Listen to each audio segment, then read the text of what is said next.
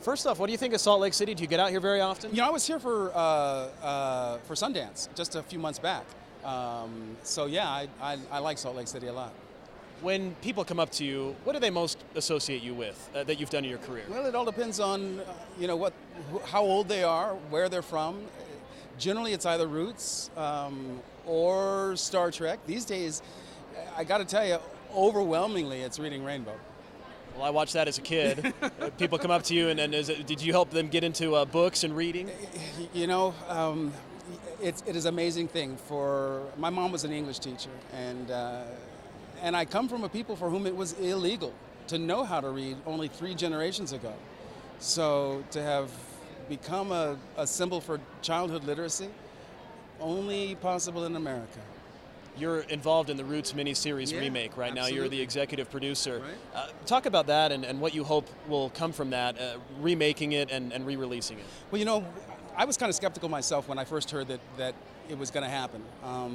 And then Mark Wolper, the executive producer, son of David Wolper, who executive produced the original Roots, called me up and he told me that he had tried to show the original to his kids and that they had some resistance and that they explained it to him.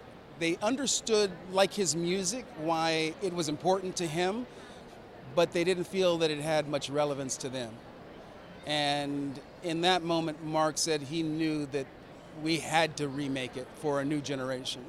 And I agree. When he told me that story, it made an awful lot of sense. I'm really happy that we've done it. I'm really, really proud of it, and I'm looking forward to everybody seeing it this coming Memorial Day weekend. What do you think the state of race is in this country right now, in your opinion?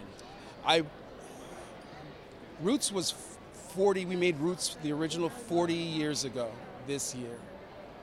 And I would have thought that we would have made a lot more progress than we have.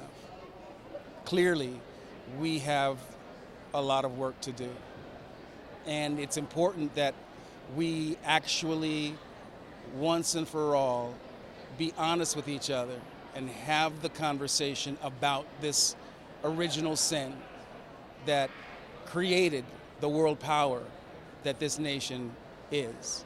And unless and until we do that successfully, we will never make the kinds of strides that we want. I mean, I'm a huge Star Trek fan, and I'm a fan because Gene Roddenberry's vision said to me as a kid, when the future comes, there's a place for you, right? And Star Trek is famous for really honoring. There's a thing in Star Trek called IDIC, IDIC, infinite diversity in infinite combination. And in the Star Trek universe of Gene Roddenberry, all of that diversity is respected, right? The Prime Directive says you don't mess with the culture, because out of respect, right? I would love to believe that we will make it to that state of relations where we respect all life everywhere. Human beings have very, very short memories. And I think one of the reasons why it's important to redo Roots is because, you know, the saying, those who forget the past are condemned to repeat it.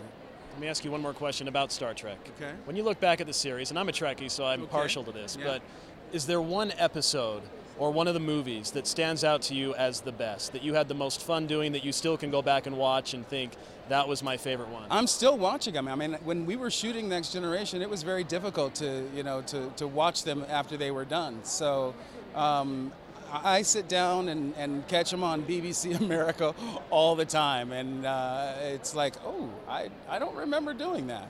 But that's what happens when you get old. Was there one you thought was your favorite? You know, we did 179. I still haven't seen them all yet, so I have to wait. Serious? I'm very serious. You haven't seen every episode? I have not seen every episode yet. Wow. Yeah. That's quite a reveal. Well, yeah, it's how I plan to spend the rest of my life. I had a lot of fun with that. Hey, I really appreciate you talking with me. My pleasure. Pleasure to meet you.